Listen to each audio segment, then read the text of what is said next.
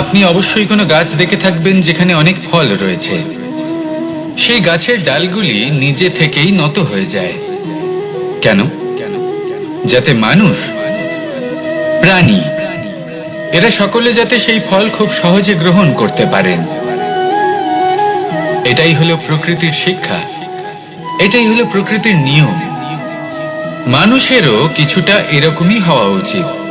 যদি আপনি সাফল্যের চরম সীমায় পৌঁছে যান, অনেক বেশি ধন অর্জন করে ফেলেন, তখন মনে রাখবেন যে আপনি যেন অহংকারী না হয়ে পড়েন। বিনম্র থাকতে হবে। সেই ধনকে ব্যবহার করতে হবে উচিত কাজের জন্য। সেই ধনের দ্বারা সমাজের মঙ্গল করা উচিত। সকল মানুষকে সাহায্য করা উচিত যাদের ধনের অভাব আছে। যদি ধনী হওয়া সত্ত্বেও আপনি ধনের সদ্ব্যবহার এই সমাজের মঙ্গলের জন্য, তার ভালোর জন্য না করেন, যদি আপনি ধন দান না করেন, তাহলে এই ধন অহংকার রূপী বিষে পরিণত হয়ে আপনাকেই নাশ করবে। তাই ফলে ভরা গাছের মতো নত হয়ে থাকুন, বিনম্র হয়ে থাকুন। কখনো কখনো এমন সময় আসবে যখন আমাদের আপনজনের থেকে সাহায্য চাইতে হয়।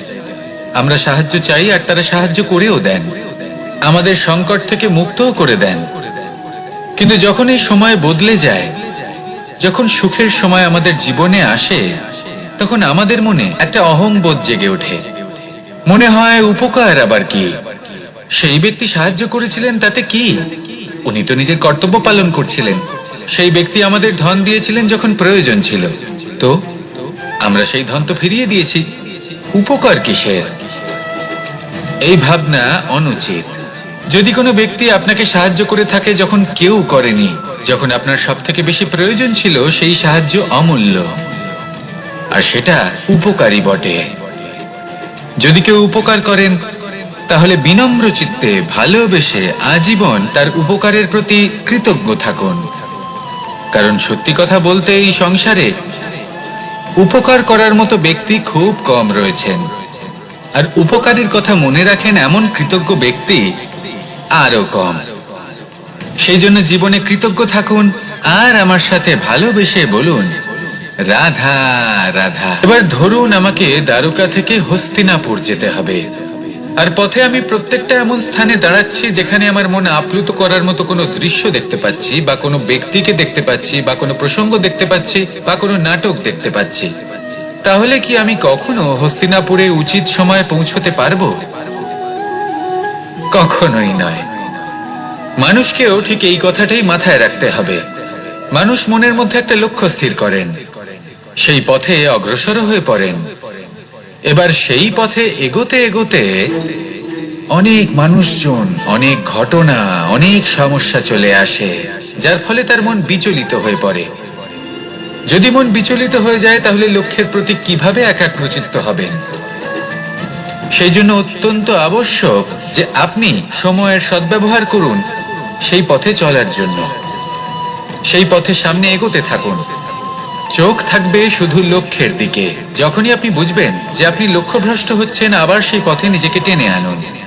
ঠিক এইভাবেই এগোতে থাকুন, সাফল্যের শিখরে গিয়ে পৌঁছন, আর সেখানে গিয়ে আনন্দের সাথে উচ্চ স্বরে বলুন, রাধা রাধা।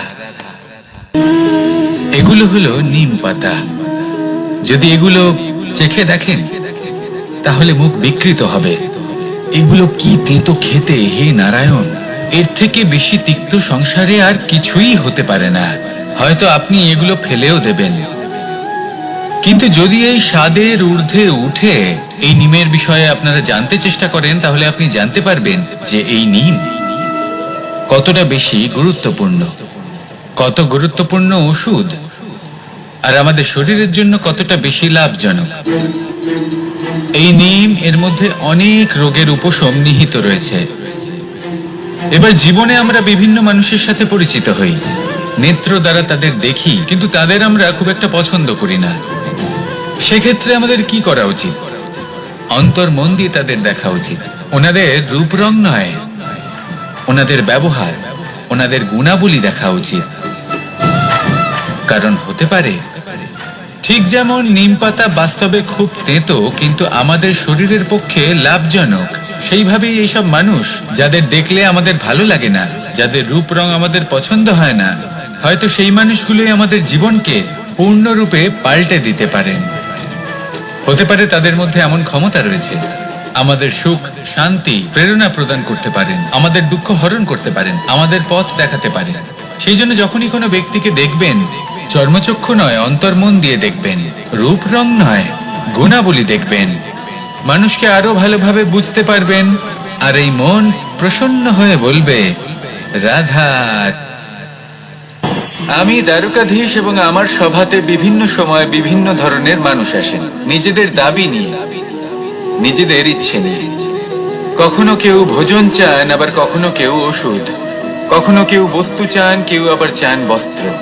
কারোর জ্ঞান চাই, কারোর ধন চাই, আবার কারোর বাসস্থান। অনেক সময় আমি এই অনুরোধ, এই ইচ্ছে পূর্ণ করি না। এবার আপনি এটা ভাবতেই পারেন যে কৃষ্ণ তো তাহলে লোভী, ওর কাছে তো সবকিছুই রয়েছে, তারপরেও সে নিজের প্রজার ইচ্ছে পূর্ণ করে না, তাদের সমস্যাগুলি বুঝতে পারে না, তাদের সুখ স্বাচ্ছন্দ্য প্রদান করে না। আসল সত্য হলো এটাই যে কোনো সবল ব্যক্তি, যে কোনো গৃহস্থ ব্যক্তি যে কাজ করতে সক্ষম, তার পরিশ্রম দ্বারাই নিজের প্রয়োজনগুলি এবং ইচ্ছেগুলি পূরণ করা উচিত। এটা অত্যন্ত প্রয়োজনীয়। আর এগুলো তিনি করতে পারেন শিল্প, ব্যবসা, আচরণ অথবা জ্ঞানের ভিত্তিতে। এই পথে চলতে হবে, পরিশ্রম করতে হবে, তবেই সে কিছু অর্জন করতে পারবে। এবার এমন কোনো ব্যক্তি যার এই সব কিছুতে কোনো রুচি নেই, যে কিছুই করতে চায় না, সে কিছুই অর্জন করতে পারবে না। এবার এরকম কোনো ব্যক্তিকে যদি আমি কোনো বস্তু প্রদান করি, তাহলে কি হবে? সে পরাধীন হয়ে যাবে, আর সেটা উচিত হবে না। তাহলে কি করা উচিত? তাকে পথ দেখানো, তাকে বোঝাতে হবে যে কোন পথে চলে তুমি নিজের লক্ষ্য প্রাপ্ত করতে পারবে। শিল্প, জ্ঞান, আচরণ এবং ব্যবসা, এই পথে কিভাবে চলে সেটা শেখাতে হবে। আর আমি সেটাই করি। তার ফলে কি হয়? ব্যক্তি স্বাধীন হয়ে যায়। সংসারে সে যা চাইবে তাই প্রাপ্ত করতে পারবে, কখনো কারোর থেকে কিছু চাইবার প্রয়োজন পড়বেই না। এই কথাটা সবসময় মনে রাখবেন। যখনই দান করবেন তা ভাবনা চিন্তা করে এমন ভাবে দান করবেন যাতে সামনের ব্যক্তি স্বাধীন হতে পারেন, পরাধীন নয়। আসুন আমার সাথে ভালোবেসে বলুন, রাধা রাধা।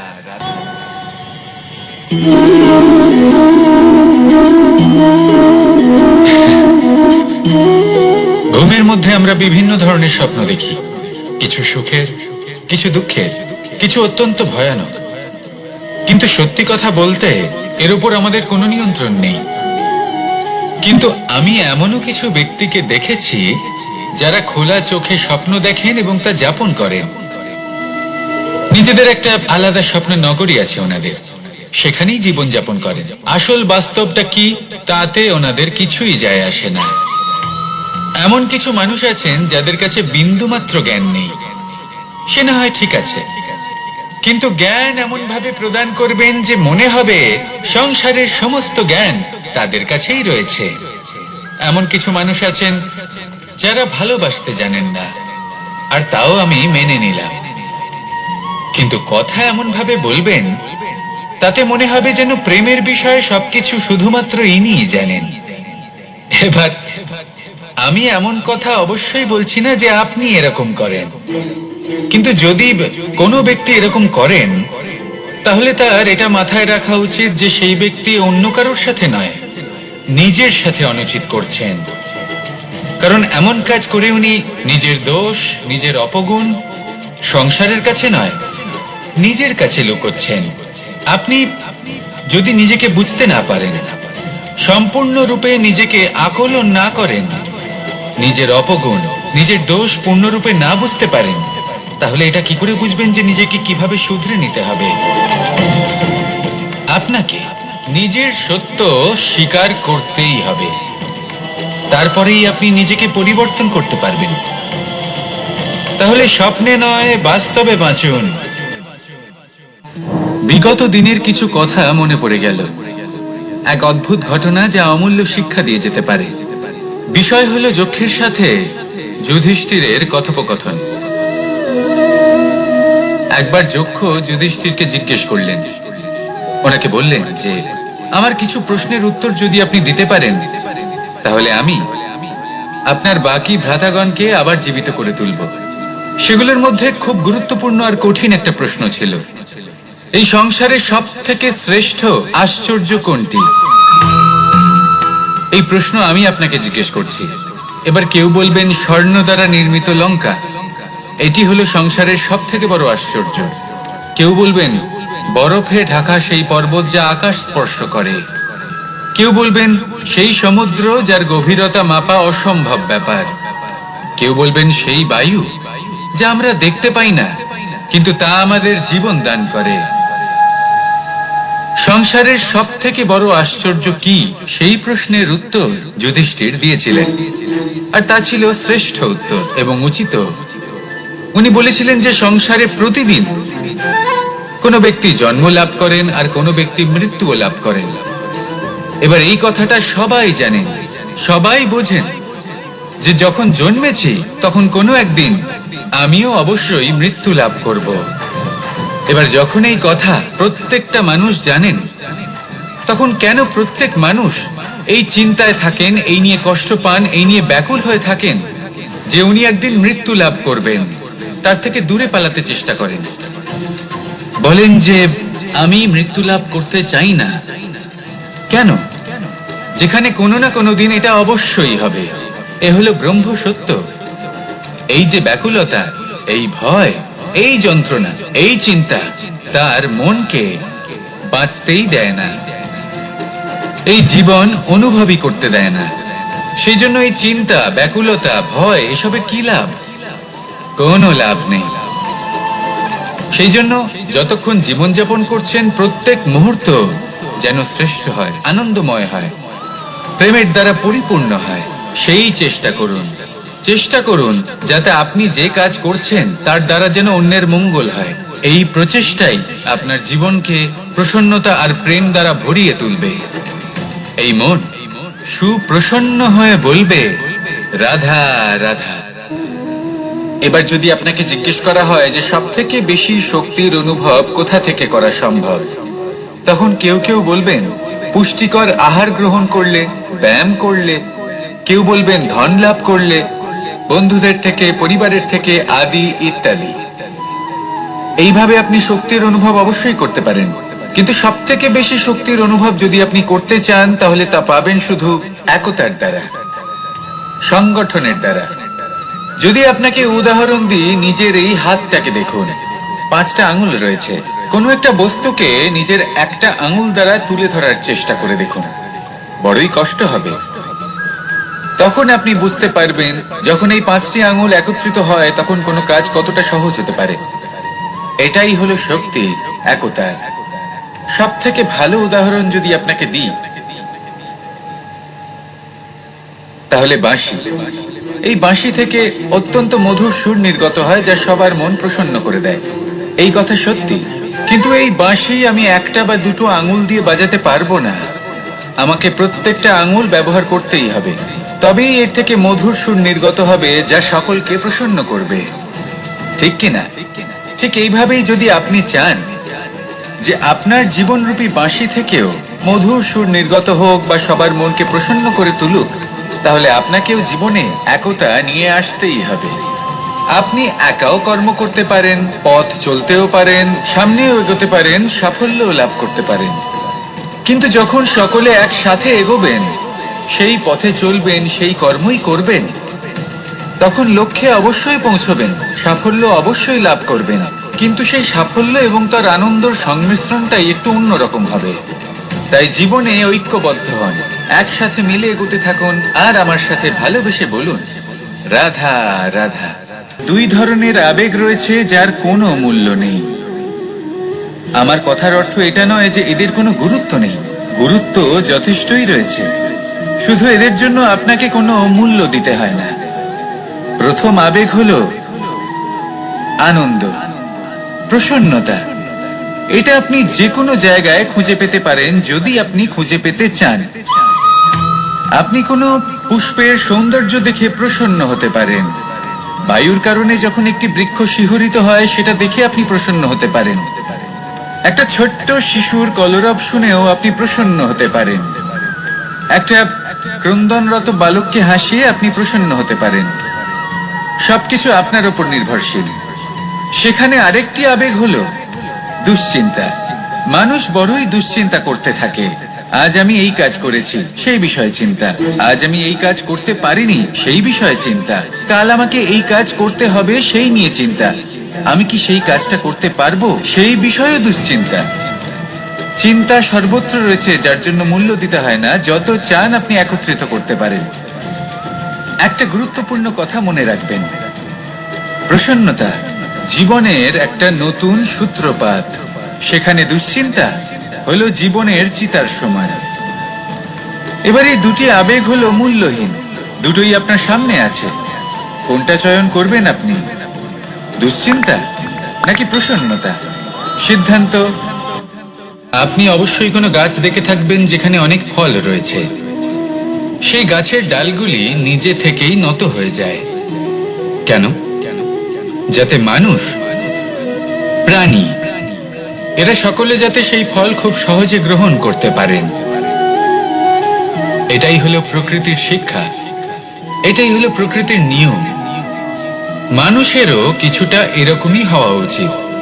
যদি আপনি সাফল্যের চরম সীমায় পৌঁছে যান, অনেক বেশি ধন অর্জন করে ফেলেন, তখন মনে রাখবেন যে আপনি যেন অহংকারী না হয়ে পড়েন। বিনম্র থাকতে হবে। সেই ধনকে ব্যবহার করতে হবে উচিত কাজের জন্য। সেই ধনের দ্বারা সমাজের মঙ্গল করা উচিত। সকল মানুষকে সাহায্য করা উচিত যাদের ধনের অভাব আছে।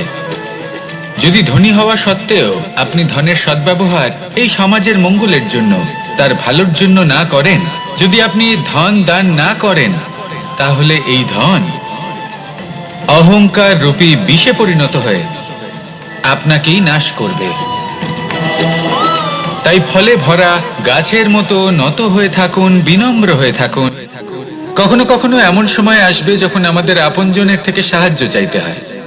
আমরা সাহায্য চাই আর তারা সাহায্য করেও দেন, আমাদের সংকট থেকে মুক্তও করে দেন। কিন্তু যখন এই সময় বদলে যায়, যখন সুখের সময় আমাদের জীবনে আসে, তখন আমাদের মনে একটা অহংবোধ জেগে ওঠে। মনে হয় উপকার আবার কি, সেই ব্যক্তি সাহায্য করেছিলেন তাতে কি, উনি তো নিজের কর্তব্য পালন করছিলেন। সেই ব্যক্তি আমাদের ধন দিয়েছিলেন যখন প্রয়োজন ছিল, তো আমরা সেই ধন তো ফিরিয়ে দিয়েছি, উপকার কিসের? এই ভাবনা অনুচিত। যদি কোনো ব্যক্তি আপনাকে সাহায্য করে থাকে যখন কেউ করেনি, যখন আপনার সব থেকে বেশি প্রয়োজন ছিল, সেই সাহায্য অমূল্য, আর সেটা উপকারী বটে। যদি কেউ উপকার করেন, তাহলে বিনম্র চিত্তে ভালোবেসে আজীবন তার উপকারের প্রতি কৃতজ্ঞ থাকুন। কারণ সত্যি কথা বলতে এই সংসারে উপকার করার মতো ব্যক্তি খুব কম রয়েছেন, আর উপকারীর কথা মনে রাখেন এমন কৃতজ্ঞ ব্যক্তি আরো কম। সেই জন্য জীবনে কৃতজ্ঞ থাকুন আর আমার সাথে ভালোবেসে বলুন, রাধা রাধা। এবার ধরুন আমাকে দ্বারকা থেকে হস্তিনাপুর যেতে হবে, আর পথে আমি প্রত্যেকটা এমন স্থানে দাঁড়াচ্ছি যেখানে আমার মন আপ্লুত করার মতো কোনো দৃশ্য দেখতে পাচ্ছি, বা কোনো ব্যক্তিকে দেখতে পাচ্ছি, বা কোনো প্রসঙ্গ দেখতে পাচ্ছি, বা কোনো নাটক দেখতে পাচ্ছি। তাহলে কি আমি কখনো হস্তিনাপুরে উচিত সময়ে পৌঁছতে পারবো? কখনোই নয়। মানুষকেও ঠিক এই কথাটাই মাথায় রাখতে হবে। মানুষ মনের মধ্যে একটা লক্ষ্য স্থির করেন, সেই পথে অগ্রসর হয়ে পড়েন। এবার সেই পথে এগোতে এগোতে অনেক মানুষজন, অনেক ঘটনা, অনেক সমস্যা চলে আসে, যার ফলে তার মন বিচলিত হয়ে পড়ে। যদি মন বিচলিত হয়ে যায়, তাহলে লক্ষ্যের প্রতি কিভাবে একাগ্রচিত্ত হবেন? সেই জন্য অত্যন্ত আবশ্যক যে আপনি সময়ের সদ্ব্যবহার করুন সেই পথে চলার জন্য। সেই পথে সামনে এগোতে থাকুন, চোখ থাকবে শুধু লক্ষ্যের দিকে। যখনই আপনি বুঝবেন যে আপনি লক্ষ্যভ্রষ্ট হচ্ছেন, আবার সেই পথে নিজেকে টেনে আনুন। ঠিক এইভাবেই এগোতে থাকুন, সাফল্যের শিখরে গিয়ে পৌঁছুন, আর সেখানে গিয়ে আনন্দের সাথে উচ্চ স্বরে বলুন, রাধা রাধা। এগুলো হলো নিম পাতা। যদি এগুলো চেখে দেখেন তাহলে মুখ বিকৃত হবে। এগুলো কি তেতো খেতে, হে নারায়ণ! এর থেকে বেশি তিক্ত সংসারে আর কিছুই হতে পারে না। হয়তো আপনি এগুলো ফেলেও দেবেন, কিন্তু যদি এই স্বাদের ঊর্ধ্বে উঠে এই নিমের বিষয়ে আপনারা জানতে চেষ্টা করেন, তাহলে আপনি জানতে পারবেন যে এই নিম কতটা বেশি গুরুত্বপূর্ণ, কত গুরুত্বপূর্ণ ওষুধ, আর আমাদের শরীরের জন্য কতটা বেশি লাভজনক। এই নিম এর মধ্যে অনেক রোগের উপশম নিহিত রয়েছে। এবার জীবনে আমরা বিভিন্ন মানুষের সাথে পরিচিত হই, নেত্র দ্বারা তাদের দেখি, কিন্তু তাদের আমরা খুব একটা পছন্দ করি না। সেক্ষেত্রে আমাদের কি করা উচিত? অন্তর মন দিয়ে তাদের দেখা উচিত। ওনাদের রূপ রং নয়, ওনাদের ব্যবহার, ওনাদের গুণাবলী দেখা উচিত। কারণ হতে পারে ঠিক যেমন নিম পাতা বাস্তবে খুব তেতো কিন্তু আমাদের শরীরের পক্ষে লাভজনক, সেইভাবেই এইসব মানুষ যাদের দেখলে আমাদের ভালো লাগে না, যাদের রূপ রং আমাদের পছন্দ হয় না, হয়তো সেই মানুষগুলোই আমাদের জীবনকে পূর্ণরূপে পাল্টে দিতে পারেন। হতে পারে তাদের মধ্যে এমন ক্ষমতা রয়েছে, আমাদের সুখ, শান্তি, প্রেরণা প্রদান করতে পারেন, আমাদের দুঃখ হরণ করতে পারেন, আমাদের পথ দেখাতে পারেন। সেই জন্য যখনই কোনো ব্যক্তিকে দেখবেন, চর্মচক্ষু নয় অন্তর্মন দিয়ে দেখবেন, রূপ রং নয় গুণাবলী দেখবেন। মানুষকে আরো ভালোভাবে বুঝতে পারবেন, আর এই মন প্রসন্ন হয়ে বলবে রাধা। আমি দ্বারকাধীশ এবং আমার সভাতে বিভিন্ন সময় বিভিন্ন ধরনের মানুষ আসেন, নিজেদের দাবি নিয়ে, নিজেদের ইচ্ছে নিয়ে। কখনো কেউ ভোজন চান, আবার কখনো কেউ ওষুধ, কখনো কেউ বস্তু চান, কেউ আবার চান বস্ত্র। কারোর জ্ঞান চাই, কারোর ধন চাই, আবার কারোর বাসস্থান। অনেক সময় আমি এই অনুরোধ, এই ইচ্ছে পূর্ণ করি না। এবার আপনি এটা ভাবতেই পারেন যে কৃষ্ণ তো তাহলে লোভী, ওর কাছে তো সবকিছুই রয়েছে, তারপরেও সে নিজের প্রজার ইচ্ছে পূর্ণ করে না, তাদের সমস্যাগুলি বুঝতে পারে না, তাদের সুখ স্বাচ্ছন্দ্য প্রদান করে না। আসল সত্য হলো এটাই যে কোনো সবল ব্যক্তি, যে কোনো গৃহস্থ ব্যক্তি যে কাজ করতে সক্ষম, তার পরিশ্রম দ্বারাই নিজের প্রয়োজনগুলি এবং ইচ্ছেগুলি পূরণ করা উচিত। এটা অত্যন্ত প্রয়োজনীয়, আর এগুলো তিনি করতে পারেন শিল্প, ব্যবসা, আচরণ অথবা জ্ঞানের ভিত্তিতে। এই পথে চলতে হবে, পরিশ্রম করতে হবে, তবেই সে কিছু অর্জন করতে পারবে। এবার এমন কোনো ব্যক্তি যার এই সব কিছুতে কোনো রুচি নেই, যে কিছুই করতে চায় না, সে কিছুই অর্জন করতে পারবে না। এবার এরকম কোনো ব্যক্তিকে যদি আমি কোনো বস্তু প্রদান করি, তাহলে কি হবে? সে পরাধীন হয়ে যাবে, আর সেটা উচিত হবে না। তাহলে কি করা উচিত? তাকে পথ দেখানো, তাকে বোঝাতে হবে যে কোন পথে চলে তুমি নিজের লক্ষ্য প্রাপ্ত করতে পারবে। শিল্প, জ্ঞান, আচরণ এবং ব্যবসা, এই পথে কিভাবে চলে সেটা শেখাতে হবে, আর আমি সেটাই করি। তার ফলে কি হয়? ব্যক্তি স্বাধীন হয়ে যায়, সংসারে সে যা চাইবে তাই প্রাপ্ত করতে পারবে, কখনো কারোর থেকে কিছু চাইবার প্রয়োজন পড়বেই না। এই কথাটা সবসময় মনে রাখবেন। যখনই দান করবেন তা ভাবনা চিন্তা করে এমন ভাবে দান করবেন যাতে সামনের ব্যক্তি স্বাধীন হতে পারেন, পরাধীন নয়। আসুন আমার সাথে ভালোবেসে বলুন রাধা রাধা।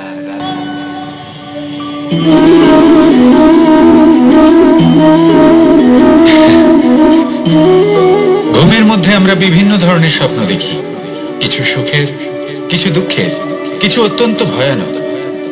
কিন্তু সত্যি কথা বলতে এর উপর আমাদের কোনো নিয়ন্ত্রণ নেই। কিন্তু আমি এমনও কিছু ব্যক্তিকে দেখেছি যারা খোলা চোখে স্বপ্ন দেখেন এবং তা যাপন করেন। নিজেদের একটা আলাদা স্বপ্ন নগরী আছে ওনাদের, সেখানেই জীবন যাপন করেন। আসল বাস্তবটা কি তাতে ওনাদের কিছুই যায় আসে না। এমন কিছু মানুষ আছেন যাদের কাছে বিন্দুমাত্র জ্ঞান নেই, সে না হয় ঠিক আছে, কিন্তু জ্ঞান এমন ভাবে প্রদান করবেন যে মনে হবে সংসারের সমস্ত জ্ঞান তাদের কাছেই রয়েছে। এমন কিছু মানুষ আছেন যারা ভালোবাসতে জানেন না, আর তাও আমি মেনে নিলাম। কিন্তু কথা এমন ভাবে বলবেন তাতে মনে হবে যেন প্রেমের বিষয়ে সবকিছু শুধুমাত্র ইনিই জানেন। এবার আমি এমন কথা অবশ্যই বলছি না যে আপনি এরকম করেন, কিন্তু যদি কোনো ব্যক্তি এরকম করেন তাহলে তার এটা মাথায় রাখা উচিত যে সেই ব্যক্তি অন্য কারোর সাথে নয়, নিজের সাথে অনুচিত করছেন। কারণ এমন কাজ করে উনি নিজের দোষ, নিজের অপগুণ সংসারের কাছে নয়, নিজের কাছে লুকোচ্ছেন। আপনি যদি নিজেকে বুঝতে না পারেন, সম্পূর্ণরূপে নিজেকে আকলন না করেন, নিজের অপগুণ, নিজের দোষ পূর্ণরূপে না বুঝতে পারেন, তাহলে এটা কি করে বুঝবেন যে নিজেকে কিভাবে শুধরে নিতে হবে? আপনাকে নিজের সত্য স্বীকার করতেই হবে, তারপরেই আপনি নিজেকে পরিবর্তন করতে পারবেন। তাহলে স্বপ্নে নয়, বাস্তবে বাঁচুন। বিগত দিনের কিছু কথা মনে পড়ে গেল, এক অদ্ভুত ঘটনা যা অমূল্য শিক্ষা দিয়ে যেতে পারে। বিষয় হলো যক্ষের সাথে যুধিষ্ঠিরের কথোপকথন। একবার যক্ষ যুধিষ্ঠিরকে জিজ্ঞেস করলেন, ওনাকে বললেন যে আমার কিছু প্রশ্নের উত্তর যদি আপনি দিতে পারেন তাহলে আমি আপনার বাকি ভ্রাতাগণকে আবার জীবিত করে তুলব। সেগুলোর মধ্যে খুব গুরুত্বপূর্ণ আর কঠিন একটা প্রশ্ন ছিল, এই সংসারের সব থেকে শ্রেষ্ঠ আশ্চর্য কোনটি? এই প্রশ্ন আমি আপনাকে জিজ্ঞেস করছি। এবার কেউ বলবেন স্বর্ণ দ্বারা নির্মিত লঙ্কা, এটি হলো সংসারের সব থেকে বড় আশ্চর্য। কেউ বলবেন বরফে ঢাকা সেই পর্বত যা আকাশ স্পর্শ করে। কেউ বলবেন সেই সমুদ্র যার গভীরতা মাপা অসম্ভব ব্যাপার। কেউ বলবেন সেই বায়ু যা আমরা দেখতে পাই না, কিন্তু তা আমাদের জীবন দান করে। সংসারের সব থেকে বড় আশ্চর্য কি, সেই প্রশ্নের উত্তর যুধিষ্ঠির দিয়েছিলেন, আর তা ছিল শ্রেষ্ঠ উত্তর এবং উচিত। উনি বলেছিলেন যে সংসারে প্রতিদিন কোনো ব্যক্তি জন্ম লাভ করেন আর কোনো ব্যক্তি মৃত্যুও লাভ করেন। এবার এই কথাটা সবাই জানেন, সবাই বোঝেন যে যখন জন্মেছি তখন কোনো একদিন আমিও অবশ্যই মৃত্যু লাভ করব। এবার যখন এই কথা প্রত্যেকটা মানুষ জানেন, তখন কেন প্রত্যেক মানুষ এই চিন্তায় থাকেন, এই নিয়ে কষ্ট পান, এই নিয়ে ব্যাকুল হয়ে থাকেন যে উনি একদিন মৃত্যু লাভ করবেন, তার থেকে দূরে পালাতে চেষ্টা করেন? বলেন যে আমি মৃত্যু লাভ করতে চাই না। কেন? যেখানে কোনো না কোনো দিন এটা অবশ্যই হবে। এ হলো ব্রহ্ম সত্য। এই যে ব্যাকুলতা, এই ভয়, এই যন্ত্রণা, এই চিন্তা তার মনকে বাঁচতেই দেয় না, এই জীবন অনুভবই করতে দেয় না। সেই জন্য এই চিন্তা, ব্যাকুলতা, ভয় এসবের কি লাভ? কোনো লাভ নেই। সেই জন্য যতক্ষণ জীবনযাপন করছেন প্রত্যেক মুহূর্ত যেন শ্রেষ্ঠ হয়, আনন্দময় হয়, প্রেমের দ্বারা পরিপূর্ণ হয়, সেই চেষ্টা করুন। চেষ্টা করুন যাতে আপনি যে কাজ করছেন তার দ্বারা যেন অন্যের মঙ্গল হয়। এই প্রচেষ্টাই আপনার জীবনকে প্রসন্নতা আর প্রেম দ্বারা ভরিয়ে তুলবে।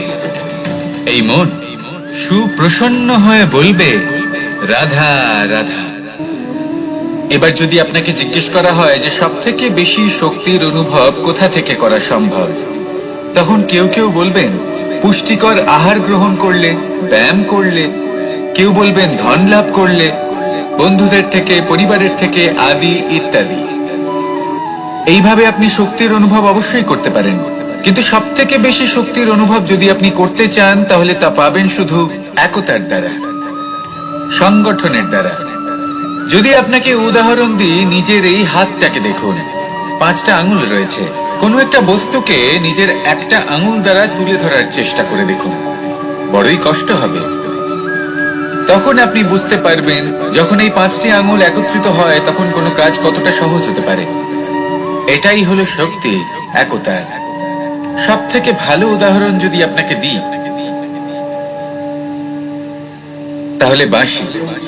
এই বাঁশি থেকে অত্যন্ত মধুর সুর নির্গত হয় যা সবার মন প্রসন্ন করে দেয়। এই কথা সত্যি। কিন্তু এই বাঁশি আমি একটা বা দুটো আঙুল দিয়ে বাজাতে পারবো না, আমাকে প্রত্যেকটা আঙুল ব্যবহার করতেই হবে। তবেই এর থেকে মধুর সুর নির্গত হবে, যা সকলকে প্রসন্ন করবে, ঠিক কিনা? ঠিক এইভাবেই যদি আপনি চান যে আপনার জীবনরূপী বাঁশি থেকেও মধুর সুর নির্গত হোক বা সবার মনকে প্রসন্ন করে তুলুক, তাহলে আপনাকেও জীবনে একতা নিয়ে আসতেই হবে। আপনি একাও কর্ম করতে পারেন, পথ চলতেও পারেন, সামনেও এগোতে পারেন, সাফল্যও লাভ করতে পারেন।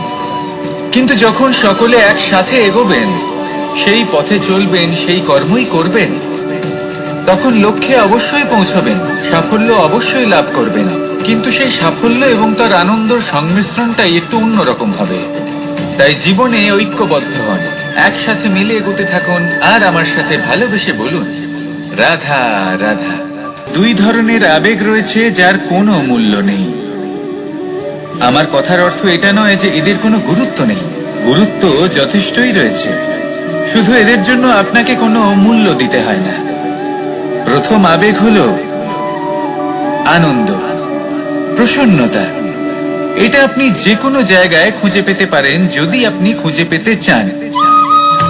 আপনি কোনো পুষ্পের সৌন্দর্য দেখে প্রসন্ন হতে পারেন, বায়ুর কারণে যখন একটি বৃক্ষ শিহরিত হয় সেটা দেখে আপনি প্রসন্ন হতে পারেন, একটা ছোট্ট শিশুর কলরব শুনেও আপনি প্রসন্ন হতে পারেন, একটা ক্রন্দনরত বালককে হাসিয়ে আপনি প্রসন্ন হতে পারেন। সবকিছু আপনার উপর নির্ভরশীল। সেখানে আরেকটি আবেগ হলো দুশ্চিন্তা। মানুষ বড়ই দুশ্চিন্তা করতে থাকে। আজ আমি এই কাজ করেছি, সেই বিষয়ে চিন্তা। আজ আমি এই কাজ করতে পারিনি, সেই বিষয়ে চিন্তা। কাল আমাকে এই কাজ করতে হবে, সেই নিয়ে চিন্তা। আমি কি সেই কাজটা করতে পারবো, সেই বিষয়ে দুশ্চিন্তা। চিন্তা সর্বত্র রয়েছে, যার জন্য মূল্য দিতে হয় না। যত চান আপনি একত্রিত করতে পারেন। একটা গুরুত্বপূর্ণ কথা মনে রাখবেন, প্রসন্নতা জীবনের একটা নতুন সূত্রপাত। সেখানে দুশ্চিন্তা হলো জীবনের চিতার সমান। এবার এই দুটি আবেগ হলো মূল্যহীন, দুটোই আপনার সামনে আছে। কোনটা চয়ন করবেন আপনি, দুশ্চিন্তা নাকি প্রসন্নতা? সিদ্ধান্ত। কে পৌঁছানো অত্যন্ত কঠিন হয়। কেউ ভাবেন যে কেন এত কঠিন হয়, কেন এত কষ্ট করতে হয় লক্ষ্যে পৌঁছানোর জন্য। এই লক্ষ্য সরলভাবে কেন আমার কাছে চলে আসে না?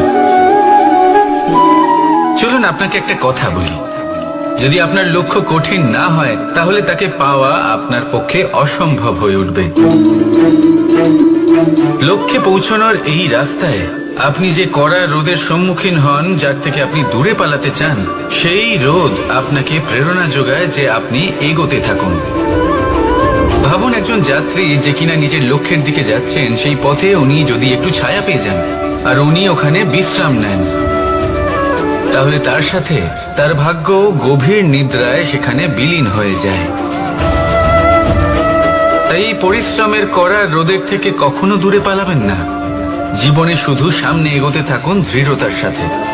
আর লক্ষ্য সরল হোক, কঠিন হোক বা অত্যাধিক কঠিন হোক, একটা কথা মনে রাখবেন, যে জীবনের লক্ষ্যে পৌঁছতে পেরেছে সে লক্ষ্য প্রাপ্তির জন্য আফসোস কখনোই করে না।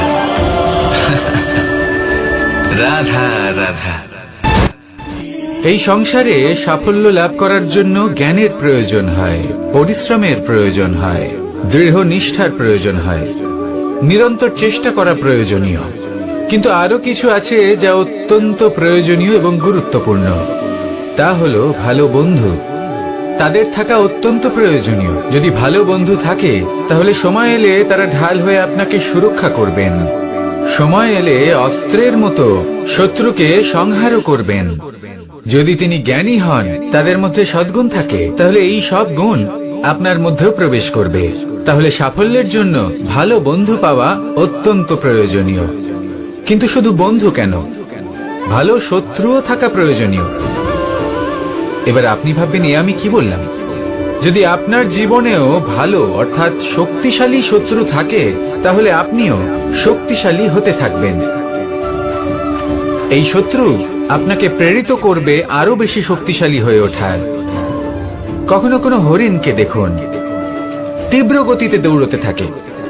কেন তীব্র গতিতে দৌড়য়?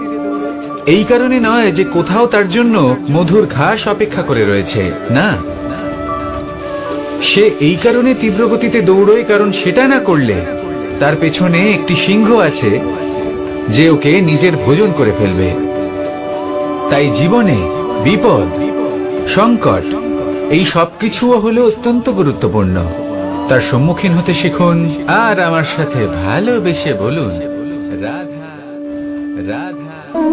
ধৈর্য, এই ধৈর্য কি কোনো গুণ, কোনো অনুভূতি, কোনো দৃষ্টিভঙ্গি?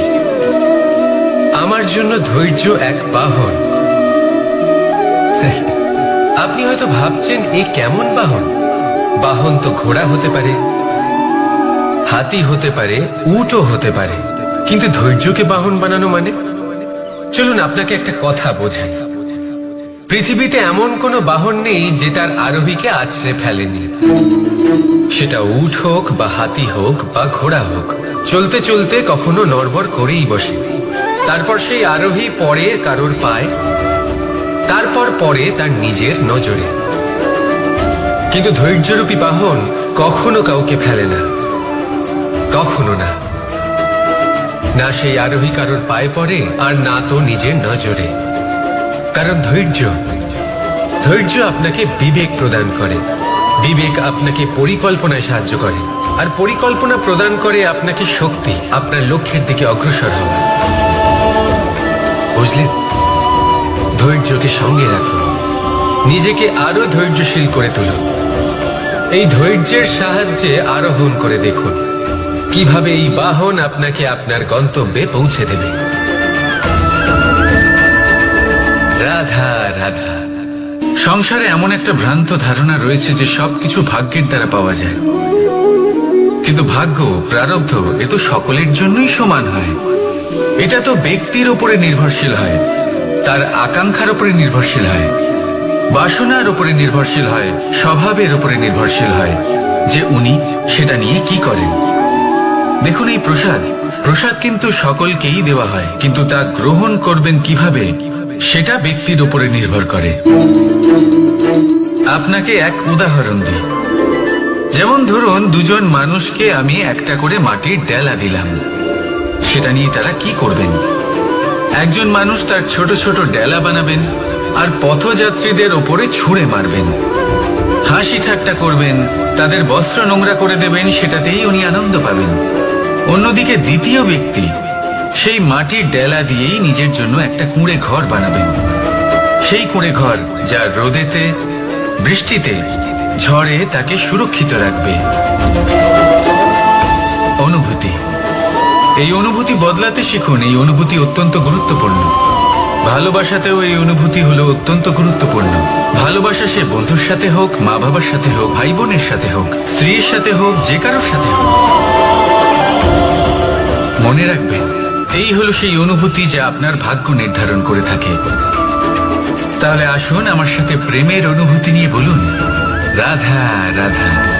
লক্ষ্য, পথ আর সাফল্য, এই তিনটেই একে অপরের সাথে জড়িত, কিন্তু অনেকবার মানুষ এদের ঠিকভাবে বুঝতে পারেন না। তারা ভাবেন যে যেরকম লক্ষ্য হবে সেরকমই পথ হবে, সেই মতোই লক্ষ্য কঠিন হলে পথ কঠিন হবে, লক্ষ্য সরল হলে পথ সরল হবে। যদি আপনাকে আসল সত্যের সাথে অবগত করাই, তাহলে দেখবেন সবকিছুই এর উল্টো। লক্ষ্য নিজের পথ বানায় না, পথ সেটাই যেটা আপনি স্বয়ং নির্বাচন করে আপনি নিজে বানান। সেই অনুসারেই আপনি আপনার লক্ষ্যে পৌঁছতে পারবেন। সেই জন্য জীবনে যখনই লক্ষ্যে পৌঁছানোর পথের বিষয়ে আপনি কোনো সিদ্ধান্ত নেবেন, তাহলে তা ভেবে চিন্তে নেবেন, কারণ এই পথ অত্যন্ত গুরুত্বপূর্ণ।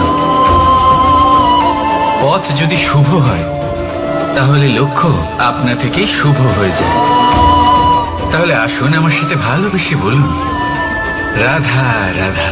ভাগ্য আর কর্ম, এই দুই এমন শব্দ যাকে ঘিরে সমগ্র সংসার। কেউ বলে আমার ভাগ্যে এটা ছিল না, যা পেলে আমার জীবন অন্যরকম হতো। কেউ বলে আমার গত জন্মের কর্ম নিশ্চয়ই এমন ছিল, যে কারণে এই জন্মে এরকম ভাগ্য পেয়েছি আমি। এই সব বাদ দিন আর একবার শান্ত চিত্তে ভাবুন। আপনি বুঝতে পারবেন যে ভাগ্য আর কর্ম এই দুই এই জন্মে তফাৎ শুধুমাত্র এটাই যে যদি ভাগ্যের কথা বলা হয় তাহলে আপনি এই ভাগ্যের থেকে যত বেশি আশা করবেন তত বেশি নিরাশ হবেন আপনি। কারণ এই আশা আপনাকে কর্ম করা থেকে আটকায়। যদি কথা বলা হয় কর্মের, তাহলে নিজের কর্মের প্রতি যত বিশ্বাস রাখবেন তত বেশি সফলতা আপনার কাছে আসবে। তাই একটা কথা মনে রাখবেন, ভাগ্য আপনার কর্ম নির্ধারণ করে না, কিন্তু আপনার কর্ম আপনার ভাগ্যকে অবশ্যই নির্ধারণ করে। রাধা রাধা।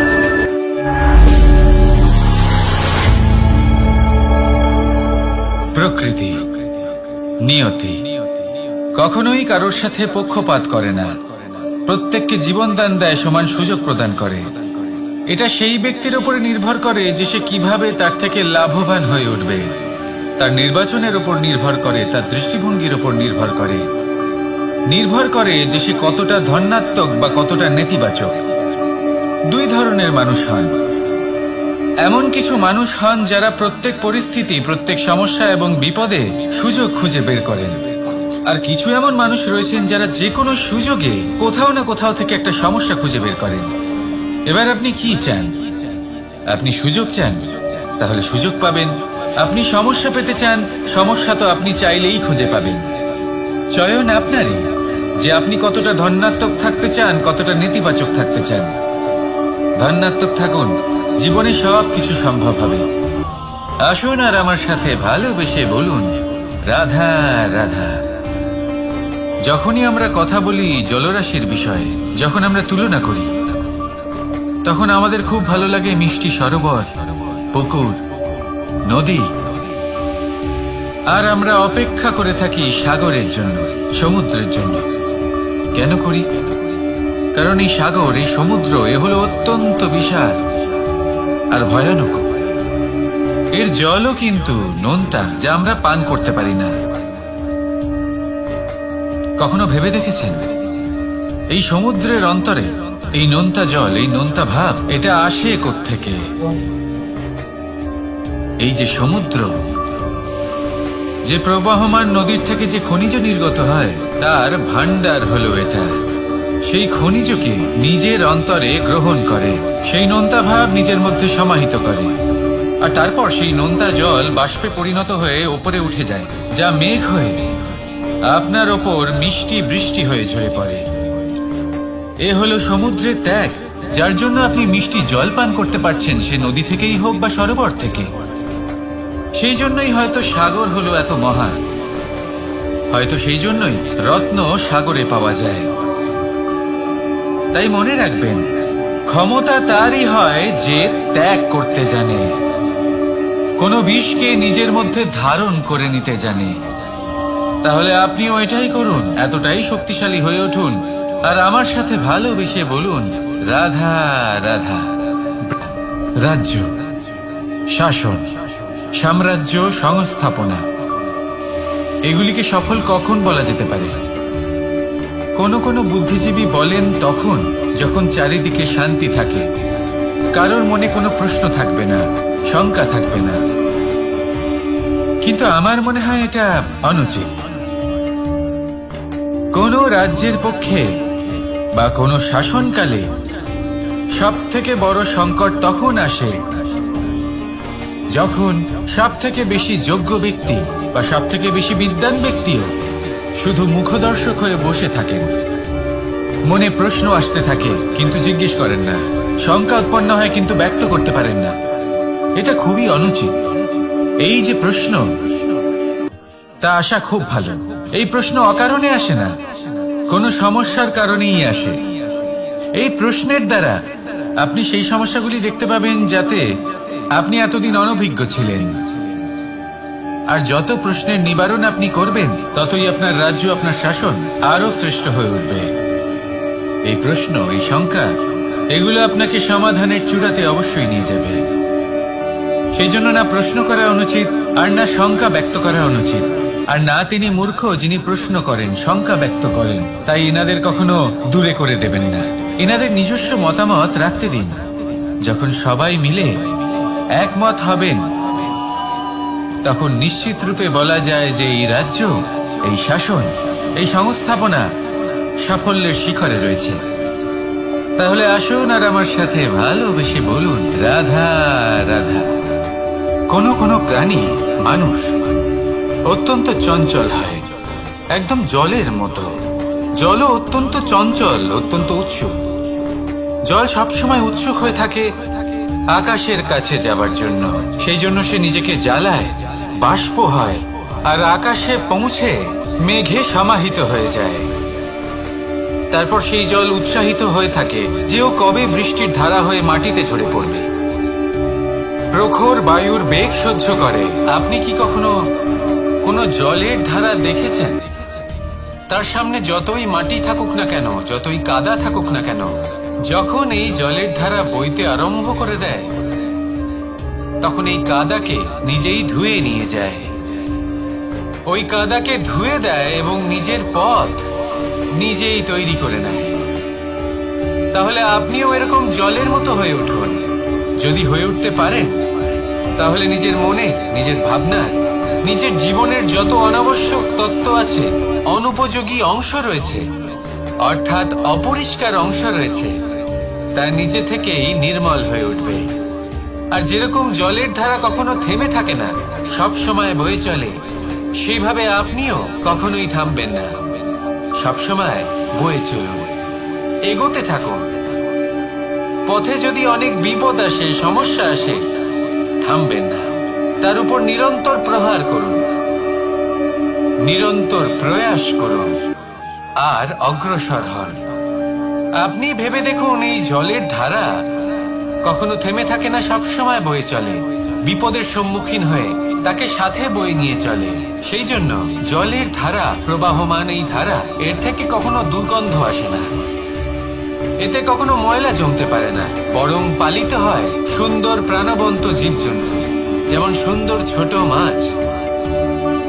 তাই আপনিও এটাই করুন, কখনো থামবেন না, শুধু চলতে থাকুন, জলের ধারার মতো বইতে থাকুন। আপনি আপনার লক্ষ্য অবশ্যই খুঁজে পাবেন, আর তার সাথে নিজের অন্তরের যে মালিন্য রয়েছে তা আপনি নিজেই নিজের থেকে দূরে করে দেবেন।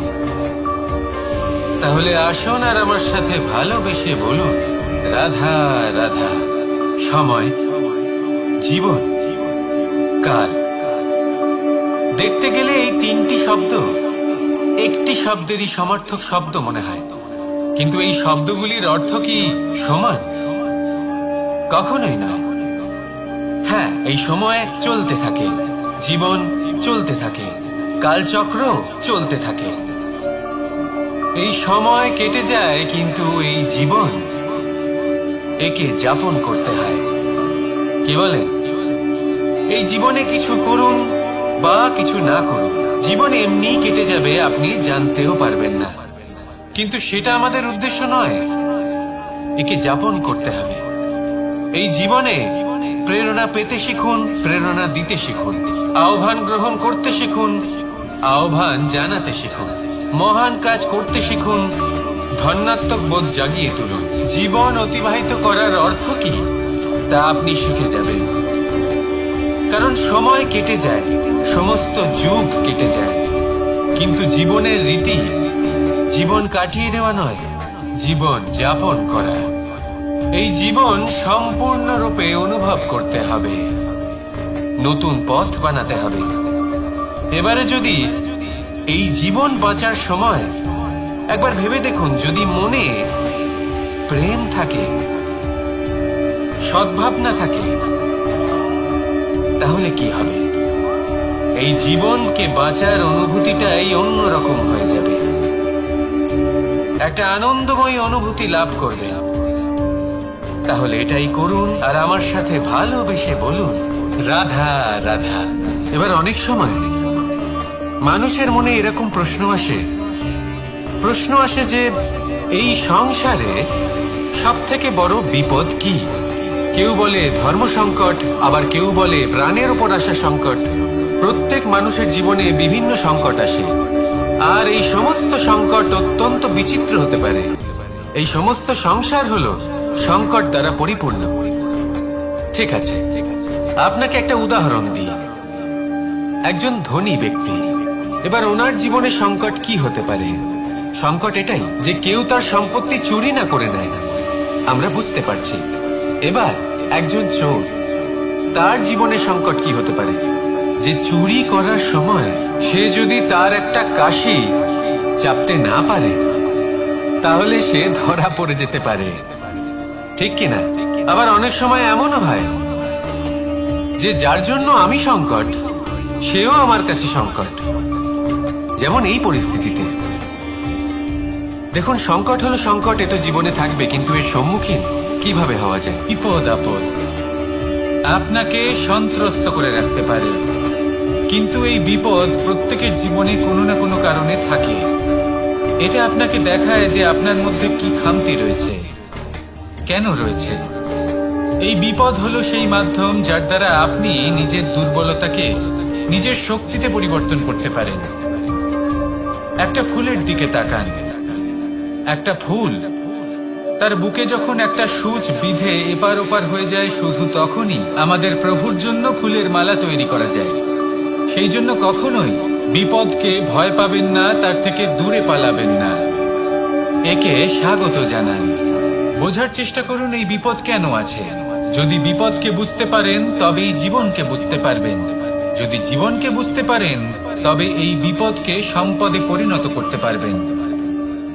আসুন আর আমার সাথে ভালোবেসে বলুন, রাধা রাধা।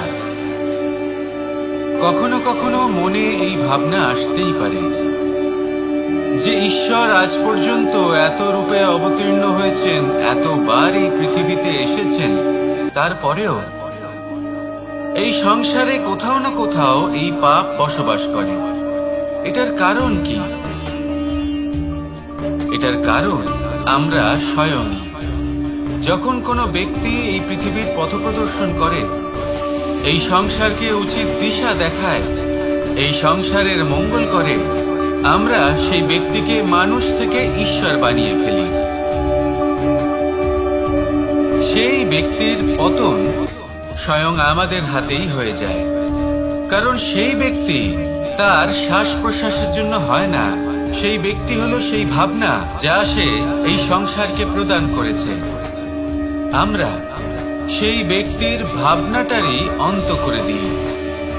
এটা উচিত নয়। আমরা ওনাকে প্রভু মেনে নিই। প্রভু মানার পর আমরা ওনার কাছে প্রার্থনা করি, হে প্রভু আমাদের সাহায্য করুন।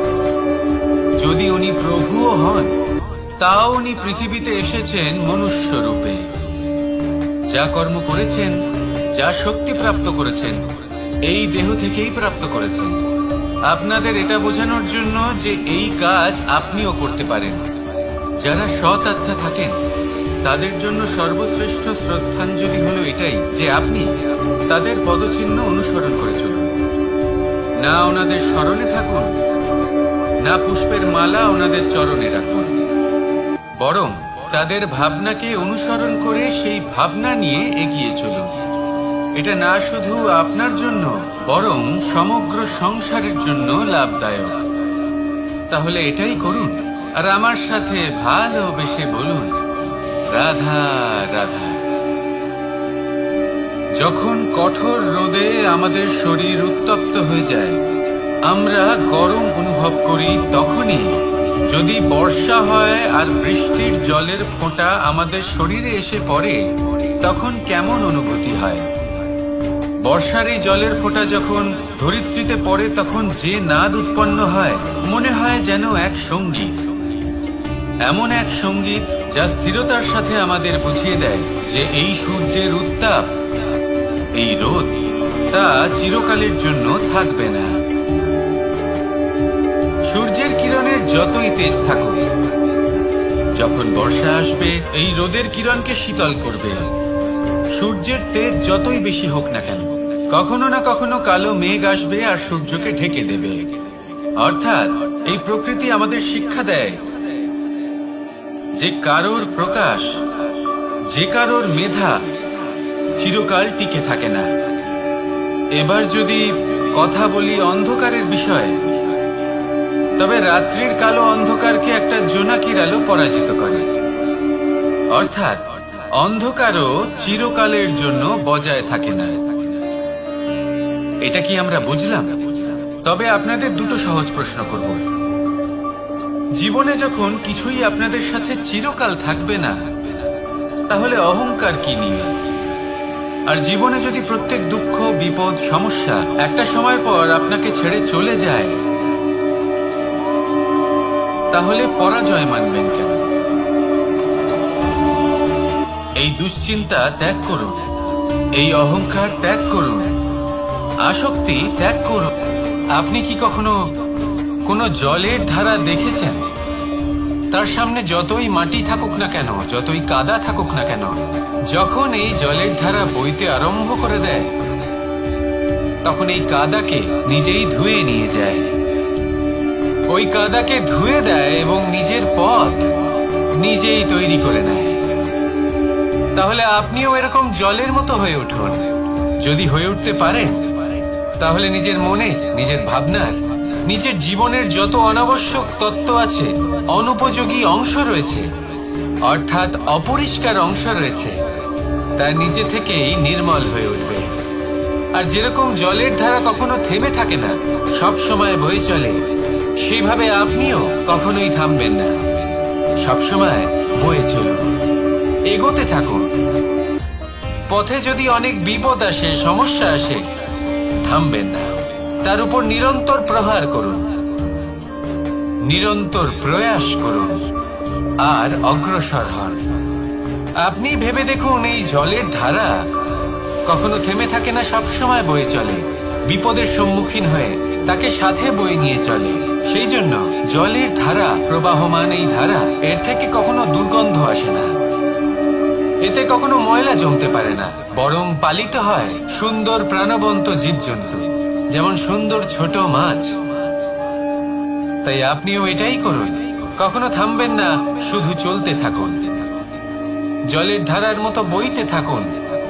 আপনি আপনার লক্ষ্য অবশ্যই খুঁজে পাবেন, আর তার সাথে নিজের অন্তরের যে মালিন্য রয়েছে, তা আপনি নিজেই নিজের থেকে দূরে করে দেবেন। তাহলে আসুন আর আমার সাথে ভালোবেসে বলুন, রাধা রাধা। সময়, জীবন, কাল। দেখতে গেলে এই তিনটি শব্দ একটি শব্দেরই সমার্থক শব্দ মনে হয়, কিন্তু এই শব্দগুলির অর্থ কি সমান? কখনোই নয়। হ্যাঁ, এই সময় চলতে থাকে, জীবন চলতে থাকে, কালচক্র চলতে থাকে। এই সময় কেটে যায়, কিন্তু এই জীবন, একে যাপন করতে হয়। কি বলেন? এই জীবনে কিছু করুন বা কিছু না করুন, জীবন এমনি কেটে যাবে, আপনি জানতেও পারবেন না। কিন্তু সেটা আমাদের উদ্দেশ্য নয়, একে যাপন করতে হবে। এই জীবনে প্রেরণা পেতে শিখুন, প্রেরণা দিতে শিখুন, আহ্বান গ্রহণ করতে শিখুন, আহ্বান জানাতে শিখুন, মহান কাজ করতে শিখুন, ধন্যাত্মক বোধ জাগিয়ে তুলুন। জীবন অতিবাহিত করার অর্থ কি, তা আপনি শিখে যাবেন। কারণ সময় কেটে যায়, সমস্ত যুগ কেটে যায়, কিন্তু জীবনের রীতি জীবন কাটিয়ে দেওয়া নয়, জীবন যাপন করা। এই জীবন সম্পূর্ণরূপে অনুভব করতে হবে, নতুন পথ বানাতে হবে।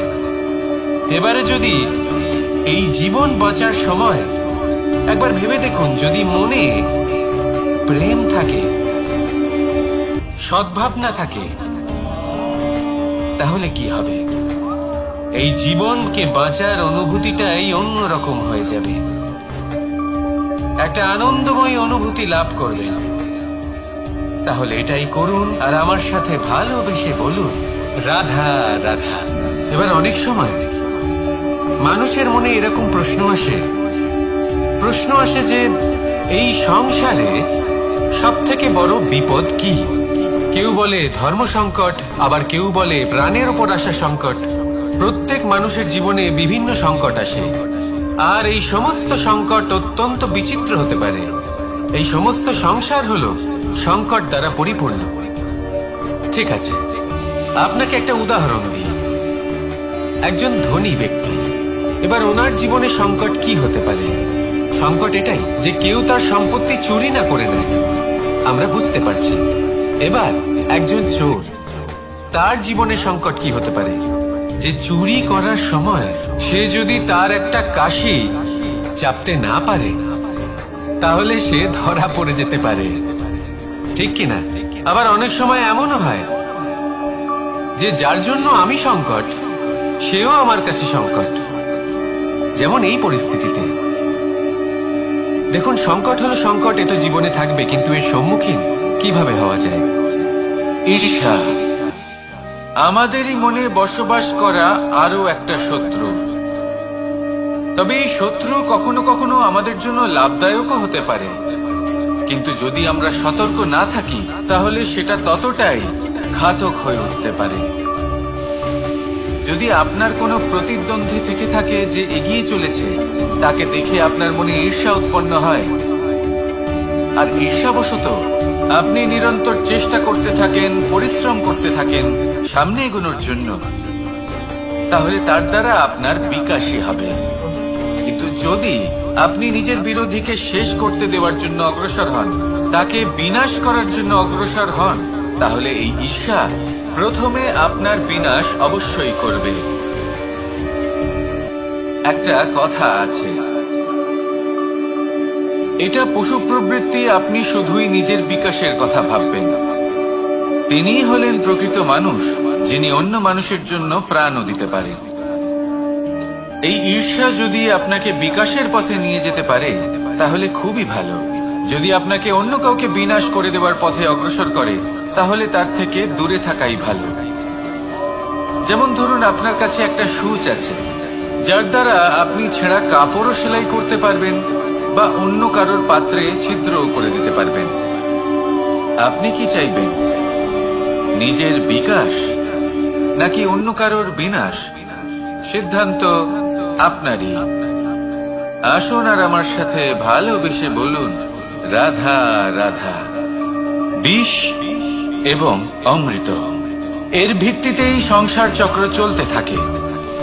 যখন সমুদ্র মন্থন হয়েছিল তখন এই দুই প্রাপ্ত হয়েছিল। প্রথমে বিষ পাওয়া গেল, তারপর অমৃত। জীবন মন্থন করলেও এগুলো লাভ করা যায়। এবার এই যে বিষ, তা হলো অমৃতের থেকে অনেক বেশি শক্তিশালী এবং সেই জন্যই অনেক বেশি ঘাতকও। এবার বোঝার চেষ্টা করি এই বিষ আসলে কি। যে কোনো বস্তু বা কোনো ভাব যদি মাত্রার থেকে বেশি পরিমাণে আপনার কাছে থাকে, প্রয়োজনের থেকে বেশি আপনার কাছে থাকে, তাহলে সেটা আপনার কাছে বিষ সমান হতে পারে। তা সে ধন হোক, শক্তি হোক, সম্মান হোক, ইত্যাদি ইত্যাদি। যদি আপনার কাছে এমন কিছু থেকে থাকে যা মাত্রার থেকে বেশি পরিমাণে আপনার কাছে আছে, তাহলে তাকে ভাগ করতে শিখুন। যদি আপনি ভাগ করতে শিখে যান, তাহলে এই বিষই আপনার জন্য অমৃতে পরিণত হবে, আর তাদের কাছেও অমৃত সমান হয়ে উঠবে যাদের এই সাহায্যের প্রয়োজন। তাহলে ভাগ করে নিতে শিখুন আর আমার সাথে ভালোবেসে বলুন, রাধা রাধা। মানুষ বড়ই বিচিত্র প্রাণী। অধিক থেকে অধিকতর ধন লাভ করার চেষ্টায় নিজের শরীরকে নষ্ট করে ফেলেন, নিজের শক্তি হারিয়ে ফেলেন, নিজের সামর্থ্য হারিয়ে ফেলেন। আর যে ধন লাভ করেন সেটা কোথায় যায়? সেই শক্তি, সেই সামর্থ্যকে আবার ফিরে পাওয়ার জন্য। আর কিছু মানুষ জীবন এমন ভাবে যাপন করেন যেন তা কখনোই শেষ হবে না, কিন্তু শেষ তো সবারই হবে। আর যখনই শেষটা কাছে চলে আসে, তখন মানুষ এটা বুঝতে পারেন যে সে জীবনকে উপভোগ করেন। তার কারণটা কি? লালসা। এই লালসা জন্ম দেয় লোভকে, আর এই লোভ জন্ম দেয় আপনারই বিনাশকে। সেই জন্য আজ আপনার কাছে যা কিছু আছে, যেমনটা আছে, তার সাথে জীবন যাপন করুন, পূর্ণরূপে যাপন করুন। আপনার কাছে যতই ধন, শক্তি, মান থাকুক, তা সবার মধ্যে ভাগ করতে শিখুন। ভাগ করলে ভালোবাসা বাড়ে, আর এই ভালোবাসা দ্বারা জীবন আরো সুখময় হয়ে ওঠে। তাহলে আসুন আর আমার সাথে ভালোবেসে বলুন, রাধা রাধা। মন, জীবনে যখনই কোনো বস্তু বা সুখ স্বাচ্ছন্দ্য অধিক মাত্রায় আপনার কাছে চলে আসে, তখন নিজেকে শ্রেষ্ঠ মনে করার একটা প্রবণতা দেখা যায়, যা হয় আত্মবিশ্বাসে পরিণত হয়, নয়তো অহংকারে। এবার আত্মবিশ্বাস আর অহংকারের মধ্যে অনেক বড় পার্থক্য রয়েছে। আমি এটা করতে পারি, আমি ওটাও করতে পারি, এ হলো আত্মবিশ্বাস। শুধুমাত্র আমি এটা করতে পারি, শুধুমাত্র আমি ওটাও করতে পারি, আমি হলাম সর্বশ্রেষ্ঠ, এটা হলো অহংকার। এবার এই অহংকার এর ধ্বনি অনেক দূর প্রবাহিত হয়, আর এর প্রহার সর্বপ্রথম আপনাকে বিপর্যস্ত করে। এবার এই অহংকার এর বিপরীত শব্দ হলো, কোনো বাড়িতে কোনো পরিবারে যখন কারোর জন্ম হয়, তখন তা কত সুখের মুহূর্ত হয়। সেই ছোট্ট সন্তান যখন কিছুটা বড় হয়, সে হাঁটার চেষ্টা করে, আর সেই প্রক্রিয়াতেও খুব বড় একটা শিক্ষা লুকিয়ে রয়েছে, ঠেলে দেওয়া। যখন আপনি হাঁটতে চান, সামনে এগোতে চান, তখন আপনি কি করেন? নিজের পায়ের তলার যে মাটি, তাকে আপনি পেছনে ঠেলে দেন। ব্যাস, এই একই জিনিস তো জীবনেও শিখতে হবে। এবার যদি আপনি জ্ঞানের পথে অগ্রসর হতে চান, তাহলে অজ্ঞানতাকে পেছনে সরিয়ে দিতে হবে। যদি আপনি প্রকাশের দিকে এগোতে চান, তাহলে অন্ধকারকে পেছনে সরিয়ে দিতে হবে। যদি আপনি ভবিষ্যতে সফল হতে চান, তাহলে অতীতের যে অসফলতাগুলিকে পেছনে সরিয়ে দিতে হবে। যে জল বইতে বইতে থেমে যায়, তাকে আমরা নালা বলে থাকি, তার থেকে দুর্গন্ধ বের হয়। কিন্তু যে জল বইতেই থাকে, তাকেই আমরা পবিত্র জল বলি। তাহলে আপনিও কর্ম করতে থাকুন, কখনো থামবেন না, আর আমার সাথে ভালোবেসে বলুন, রাধা রাধা। যোগাসন, যোগাসনে আসন অত্যন্ত গুরুত্বপূর্ণ। এবার আমি বলবো সবথেকে শ্রেষ্ঠ আসন কোনটি। আশ্বাস, নিজেকে আশ্বস্ত করতে থাকুন যে আমি আছি, সব ঠিক হবে, যা হচ্ছে ভালোর জন্য হচ্ছে। এই আশ্বাস আপনাকে জীবনে এমন ধনাত্মক বিশ্বাস দেবে যে আপনি বড় বড় সমস্যার সমাধান করতে পারবেন। এবার যদি কথা বলি সবথেকে কঠিন সময়ের, তাহলে সেটা হলো বিচ্ছেদের, যা মা সীতাকে সহ্য করতে হয়েছে শ্রীরামের জন্য, রাধা কৃষ্ণকেও সহ্য করতে হয়েছে। যে ব্যক্তি বিচ্ছেদের সময় সঠিক পথে চলে এসেছে, সে জীবনে অনেক শ্রেষ্ঠ স্থানে অবশ্যই পৌঁছতে পারবে। এবার যদি কথা বলি সবথেকে জরুরি এবং গুরুত্বপূর্ণ সময়, তাহলে সেটা হলো সংযোগ। সকলকে সাহায্য করতে থাকুন। আপনি অন্যদের সাহায্য করে তাদের যত আনন্দ দিতে পারবেন, ততটাই আনন্দ আপনারও জীবনে অবশ্যই আসবে। আসুন আর আমার সাথে ভালোবেসে বলুন, রাধা রাধা। কামবোধ, এটাই আপনার অন্তরের প্রথম শত্রু। বেশিরভাগ মানুষই কামবোধ বলতে লালসা বোঝেন, কিন্তু এটা সম্পূর্ণ সত্য নয়। কামের আসল অর্থ হলো কামনা। এটা খুবই সহজ ব্যাপার। মনুষ্য শরীর থাকলে, মানুষের মন থাকলে, এই কামনা অবশ্যই থাকবে। এবার এটাই দেখতে হবে যে এই কামনা নেতিবাচক কামনা নাকি ইতিবাচক কামনা। অন্য কারোর জিনিসে নজর দেওয়া, অন্য কোনো মানুষের উপর নজর দেওয়া, কোনো অনুচিত বস্তুর দিকে নজর দেওয়া, এই নেতিবাচক কামনা। আর এই দুষ্কামনা মানুষকে দিয়ে অপকর্ম করাবেই। তাই মনে রাখবেন, যে ব্যক্তি নিজের কামনাকে নিয়ন্ত্রণে রাখতে পারেন, তিনি সঠিক পথেও থাকেন, সঠিক লক্ষ্যে পৌঁছতেও পারেন। যিনি কামনা নিয়ন্ত্রণে রাখতে পারেন না, তিনি তার পথও হারিয়ে ফেলেন এবং লক্ষ্যচ্যুতও হন। তাই মনে রাখবেন, নিজের কামনাগুলিকে নিয়ন্ত্রণে রাখুন। কাম নামক এই শত্রুর উপর বিজয় লাভ করুন, আর আমার সাথে ভালোবেসে বলুন, রাধা রাধা। মানুষ কখনো কখনো সময়কে নিয়ন্ত্রণ করতে চেষ্টা করে, কখনো কখনো সময়ের গুরুত্ব বুঝতে পারে না। এটা ভাবে যে এই কিছু মুহূর্ত কেটে যাক, একে অতিবাহিত করি, তাহলে কি বা হবে। কয়েকটা মুহূর্ত মাত্র, কিন্তু তা নয়। আজকের একটা মুহূর্ত ভবিষ্যতের অনেক বড় পরিবর্তনের ভিত হতে পারে। আজকের একটা মুহূর্ত আপনার ভবিষ্যৎকে উজ্জ্বল করে তুলতে পারে। সেই জন্য ছোট ছোট মুহূর্তগুলিকে অদেখা করবেন না। সময়কে কাজে লাগান, পূর্ণরূপে কাজে লাগান। এবার যদি আপনি কাউকে সাহায্য করতে চান আর সেই কারণেই যদি থেমে থাকেন, তাহলে ঠিক আছে, কারণ আপনি কাউকে সাহায্য করে তার জীবনকে আরো ভালো করে তুলতে চাইছেন, আরো শ্রেষ্ঠ করতে চাইছেন। এই পুণ্য, এই কর্ম ফিরে আপনার কাছেই আসবে আর আপনার জীবনকে শুভ করে তুলবে। কিন্তু যদি আপনি আলস্যের কারণে থেমে থাকেন এবং কিছুই না করেন, সময় নষ্ট করেন, মানুষ চিরকাল বড় মানুষ হয়ে উঠতে চায়, সবসময় সেই নিয়ে কল্পনা করে। কিন্তু প্রশ্ন হলো এটাই যে মানুষ বড় কখন হতে পারে? যখন সে ধনী হয়ে ওঠে, নাকি যখন তার কাছে সম্মান থাকে, নাকি যখন রূপবান হয় বা অধিক শক্তিশালী হয়? মানুষ বড় মানুষ তখনই হতে পারে যখন বিপদের সময় সে অন্য কোনো মানুষের পাশে এসে দাঁড়ায়। তাই সর্বপ্রথম এটা শিখুন। হয়তো এই জন্যই হনুমান শ্রীরামের কাছে এতটা বড়, আর হয়তো এই জন্যই বলরাম দাদা আমার কাছে এত বড়।